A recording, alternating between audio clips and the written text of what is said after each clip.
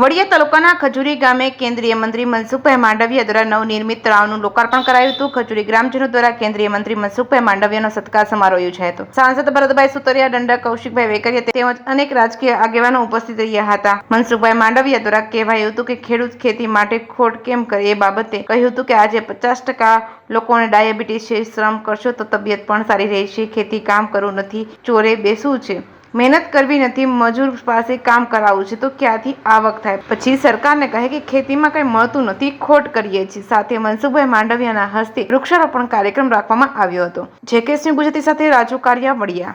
બદલે હાલીને વાડીએ જઈએ ને અથવા સાયકલ લઈને વાડીએ જઈએ, કાંઈ કામ ન હોય ને આપણે એમ કઈ ગાળો નથી, કશું જ કામ ન હોય, વાડીએ 25-20 વીઘા જમીન હોય, કોકને ભાગમાં આપી દીધી હોય, આપણે ચોરે ઓટલો ભાંગવાનો હોય, વાડીએ હાથી હાંકવાનું હોય તો ટ્રેક્ટર વાળાને હાંકવાનું હોય, 5000 નો ખર્ચો ટ્રેક્ટર વાળો લઈ જાય। વરામાં વાડીએ જવું હોય એટલે આપણે મોટરસાયકલ લઈને જઈએ એટલે 20000 નું પેટ્રોલ ઈ બાળી નાખે ત્યાં, અને પછી આપણે કઈ ખેતી ખોટ કરે, આપણે હાલીને જઈએ તો ફિટ ઇન્ડિયા ન થઈ જાય। ડાયાબિટીક લગભગ અડધા લોકો નશે આવે। હું આરોગ્ય મંત્રી રહ્યો છું, મને ખબર છે। એના બદલે આપણે શ્રમ એ જીવનનો ભાગ છે। મહેનત વગર, આપણા શાસ્ત્રોએ આપણને કહ્યું છે કર્મણ્યેવાધિકારસ્તેષુ મહાફલેષુ કદાચનમ।